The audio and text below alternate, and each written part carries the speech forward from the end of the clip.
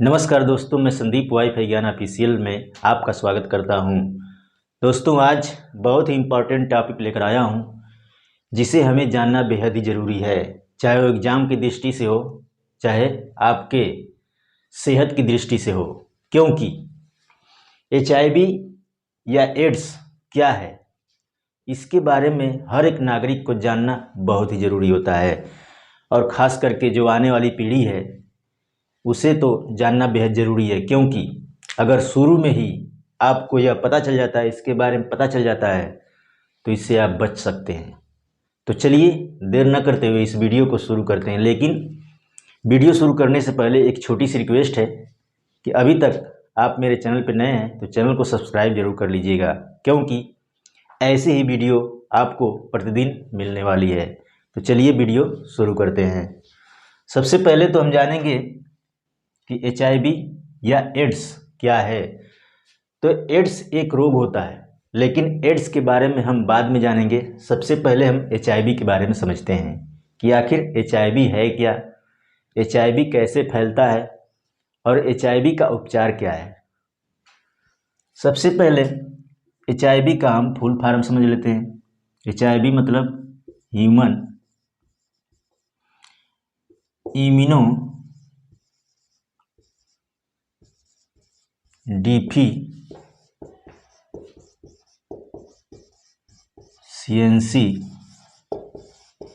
Virus. HIV का full form होता है ह्यूमन इम्यूनो डिफिशियेंसी वायरस। इसका मतलब यह हुआ कि यह मानव प्रतिरोधक क्षमता, यानी मानव की प्रतिरोधक जो क्षमता होती है, जो शरीर में दूसरे रोगों से लड़ने की क्षमता प्रदान करती है, उसे जो है यह वायरस क्या करता है, नष्ट करता है। उसी को हम क्या कहते हैं, HIV कहते हैं। अब यह फैलता कैसे है। सबसे पहले तो HIV जो है, अगर किसी व्यक्ति में, मान लीजिए कोई व्यक्ति है,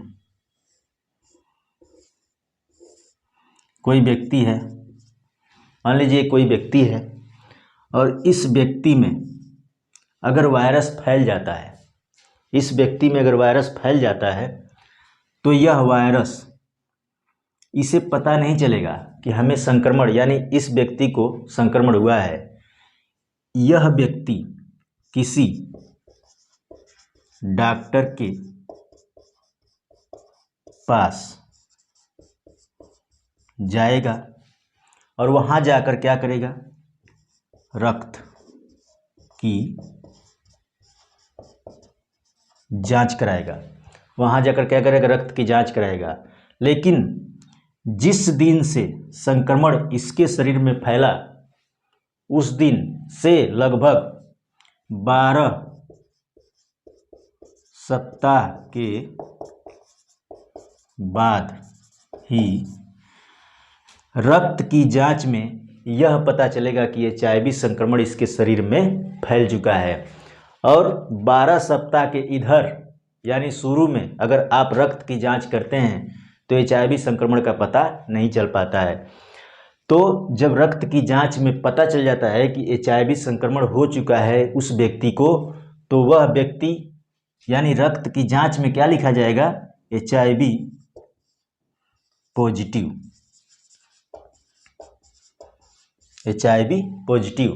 यानी रक्त की जांच में HIV पॉजिटिव अगर आ जाता है तो यह व्यक्ति जो है HIV पॉजिटिव माना जाएगा। और जब HIV पॉजिटिव हो जाता है, 12 सप्ताह के बाद रक्त की जांच में निकल भी जाएगा, उसके बाद क्या होगा कि उससे लेकर, यानी 12 सप्ताह के बाद HIV संक्रमण, यानी HIV पॉजिटिव जब व्यक्ति हो जाता है, तो उसके बाद करीब इस प्रक्रिया में 6 से 10 वर्ष, यानी जब से उसे पता चल जाता है, यानी जब से संक्रमण हुआ है उससे 6 वर्ष या 10 वर्ष तक उस व्यक्ति को कुछ भी नहीं होगा, यानी उसे पता ही नहीं चलेगा कि हमें कुछ हुआ है। लेकिन इस 6 वर्ष, यानी 1 से 6 वर्ष 10 वर्ष तक की प्रक्रिया में, इसके बीच में यह वायरस इस आदमी के शरीर के जो मस्तिष्क की कोशिका होती है, मस्तिष्क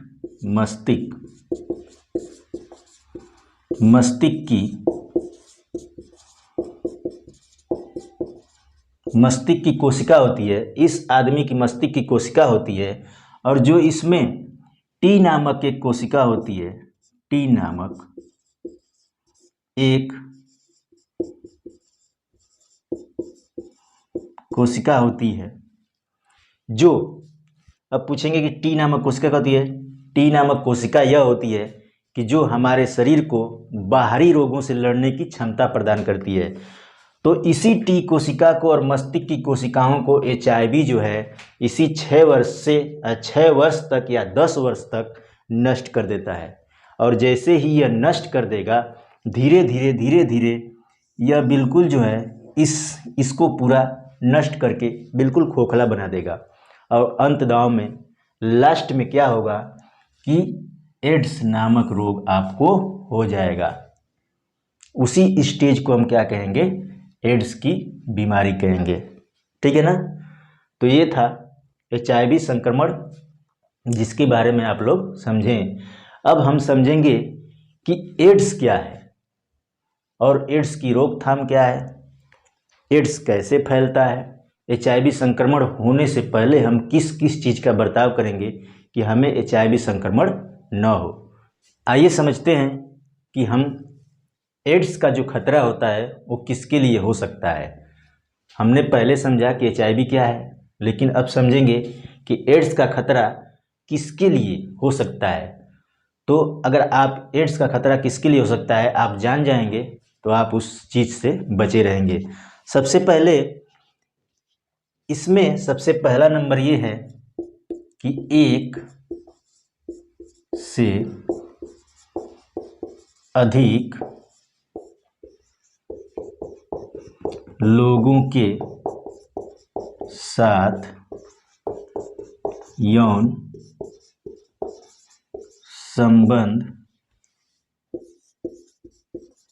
रखने वाला व्यक्ति, समझ रहे हैं ना। 1 से अधिक लोगों के साथ अगर कोई यौन संबंध रखता है तो उस व्यक्ति को एड्स का खतरा होने के लिए बढ़ जाता है। तो बिल्कुल इस चीज़ से सावधान रहे।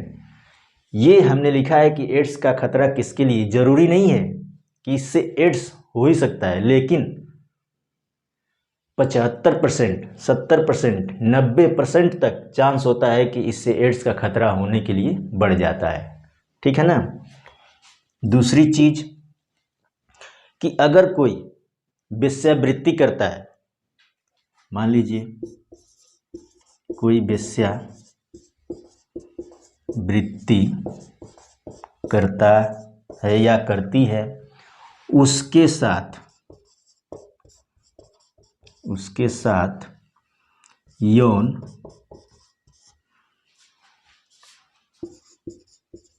संपर्क में आने पर एड्स का खतरा बढ़ जाएगा।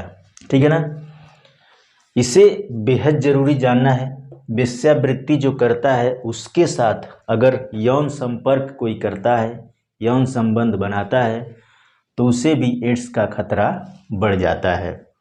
तीसरे नंबर की अगर हम बात करें तो तीसरे नंबर पे है अगर कोई व्यक्ति नशीली दवाइयाँ इंजेक्शन के माध्यम से अपने शरीर में अगर वो ले रहा है तो उससे भी एड्स होने का खतरा बढ़ जाता है। अगर किसी के माता पिता HIV पॉजिटिव हैं तो उससे होने वाला बच्चा जो होगा वो भी क्या होगा, HIV पॉजिटिव होगा। बिना जांच किए हुए अगर आप किसी से रक्त या ब्लड लेते हैं तो उसमें भी अगर HIV संक्रमण है तो जिसमें यह रक्त दिया जाएगा, चढ़ाया जाएगा, उस व्यक्ति को भी HIV होने का खतरा बढ़ जाता है। तो बिल्कुल इस चीज़ों से आप लोग सावधान रहिए। चलिए अब आगे बढ़ते हैं। दोस्तों, हमने समझा कि एड्स का खतरा किसके लिए हो सकता है, लेकिन उसके बाद हम समझेंगे कि एड्स रोग फैलता कैसे है। बिल्कुल निश्चय ही एड्स रोग किस चीज़ से फैलता है उसके बारे में हम जानेंगे। पहले नंबर पे है कि HIV संक्रमित व्यक्ति के साथ यौन संबंध रखने पर, अगर कोई व्यक्ति HIV है उसके साथ यौन संबंध अगर कोई स्वस्थ व्यक्ति रख ले रहा है तो उस व्यक्ति को निश्चय ही HIV संक्रमण हो जाएगा। ठीक है ना। मान लीजिए कोई व्यक्ति है, महिला है या पुरुष है,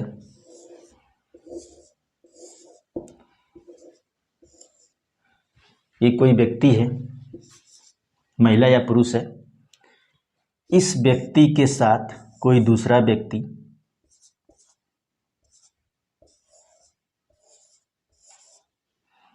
इस व्यक्ति के साथ मान लीजिए क्या है, HIV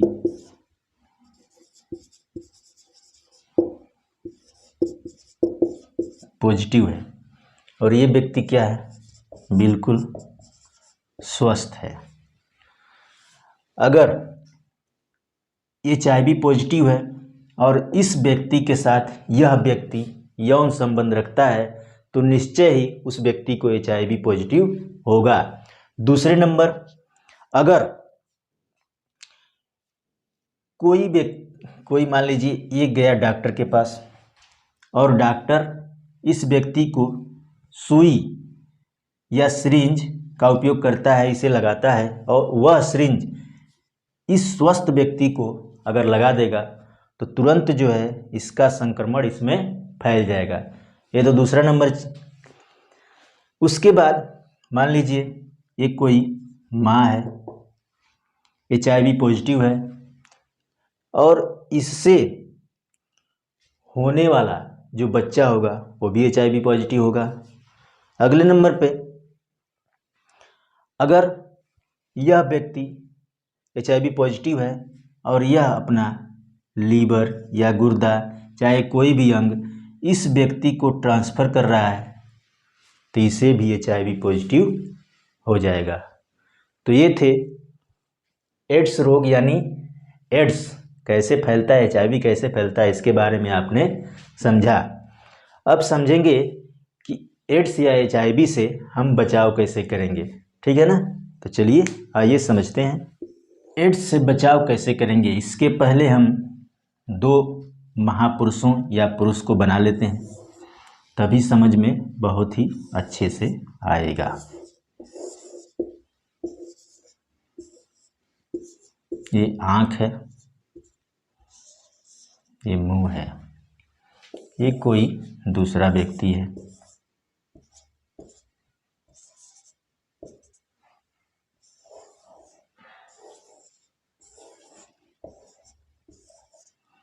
ठीक है ना। ये आपको जानना बेहद ज़रूरी है, क्योंकि अगर ये आप जानते रहेंगे तो आप उस संक्रमण से, HIV या एड्स से हमेशा जो है अपना बचाव कर पाएंगे। सबसे पहले मान लीजिए ये इसकी जो है इससे शादी हुई है और ये बिल्कुल जो है दोनों क्या है, स्वस्थ हैं। दोनों क्या है, स्वस्थ हैं। ये भी जो है स्वस्थ है, लेकिन इन दोनों में अच्छा परिवार चल रहा है, बिल्कुल अच्छे से जीवन साथी अपने आप में गुजारा कर रहे हैं। लेकिन इन दोनों में से, महिला या पुरुष दोनों में से कोई व्यक्ति किसी तीसरे व्यक्ति के साथ जाता है और उस व्यक्ति के साथ अपना यौन संबंध बनाता है, तो जो व्यक्ति इसमें से जाएगा, तीसरे व्यक्ति के साथ यौन संबंध बनाएगा और उस तीसरे व्यक्ति को अगर HIV पॉजिटिव है तो उस व्यक्ति को तुरंत जो है HIV हो जाएगा। और ये HIV अपने शरीर में अगर HIV ले आता है संक्रमण, तो फिर यही व्यक्ति इसके साथ संबंध बनाएगा तो इसे भी जो है HIV पॉजिटिव हो जाएगा। यानी समझिएगा कि गलत करने का परिणाम क्या हुआ, अपने गया गलत करने के लिए, अपने भी HIV पॉजिटिव हुआ और अपने जीवन साथी को भी HIV पॉजिटिव कर दिया। तो इस बात का हमेशा ध्यान रखिएगा। अगले नंबर पे है कि अगर कोई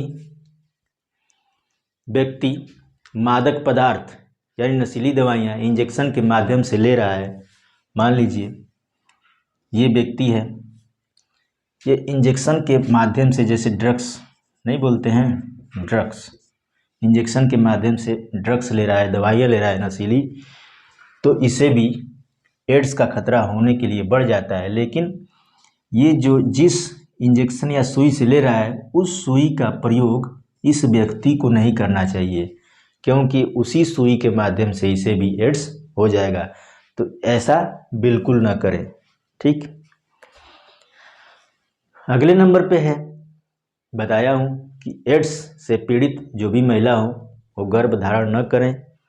तो अगली चीज, मान लीजिए यह व्यक्ति है, गया हॉस्पिटल में भर्ती हो गया, किसी कारणवश एक्सीडेंट हो गया मान लीजिए, और इस व्यक्ति को ब्लड की आवश्यकता है और यह व्यक्ति किसी दूसरे व्यक्ति से ब्लड ले रहा है, तो बिना जांच कराए उस ब्लड को इसे ग्रहण नहीं करना चाहिए। मान लीजिए इस व्यक्ति से वह ब्लड ले रहा है और जांच नहीं हुआ इस व्यक्ति का, इसमें HIV संक्रमण है, तुरंत यह ब्लड इसको चढ़ाया गया, तुरंत ये भी HIV संक्रमित हो गया। तो ये भी एक बचाव के लिए बहुत ही उपयोगी रास्ता है। जब भी ब्लड लें तो जांच करके ही वो ब्लड अपने शरीर के अंदर ग्रहण करें। अगले नंबर पे है, मान लीजिए ये बहुत इम्पॉर्टेंट है, ये व्यक्ति है किसी सैलून में अपना दाढ़ी बनवाने के लिए गया और यह व्यक्ति नाव क्या कर रहा है, दाढ़ी बना रहा है उस ब्लेड से, और इस व्यक्ति का कट जाता है।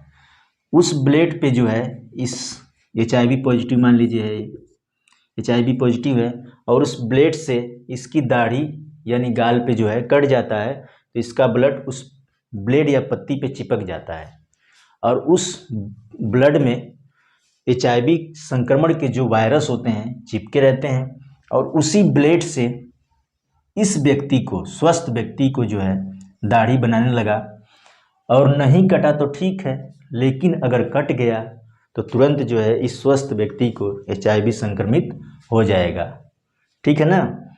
तो बिल्कुल कहीं भी अगर दाढ़ी या बाल बनवाने जाएं तो अपने नाऊ से, सैलून वाले से कह दें कि बिल्कुल नए पत्ती या ब्लेड का उपयोग करें, ताकि हमें दूसरे की बीमारियों से बचाव किया जा सके। तो ये थे एड्स से बचाव कैसे करेंगे, आपने समझा। चलिए अब हम जानेंगे कि HIV या एड्स अगर हो जाए तो उसके लक्षण क्या क्या दिखाई देते हैं, इसके बारे में हम समझते हैं।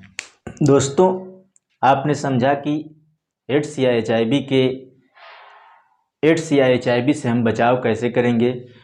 अब आप समझेंगे कि एड्स अगर हो जाए, आपको पूरे गंभीरता से हो जाए, तो उसके लक्षण क्या क्या दिखाई देते हैं। अगर आप लक्षण को अगर पहचान लेते हैं तो आप नज़दीकी स्वास्थ्य केंद्र में जाकर उसकी जांच करवा सकते हैं, उसकी दवा ले सकते हैं। तो चलिए आइए समझते हैं कि लक्षण क्या क्या है, एक एक पॉइंट हम डिस्कस करते हैं। सबसे पहला पॉइंट ये है कि आपके जो गले में है कोई सूजन जैसी गिल्टी हो जाएगी, गले में सूजन भरी गिल्टी का होना। अगर आपके गले या पीठ पे, चाहे कहीं भी अगर सूजन भरी गिल्टियां अगर हो जाती है तो इससे भी आपको सावधान होने की ज़रूरत है। लगातार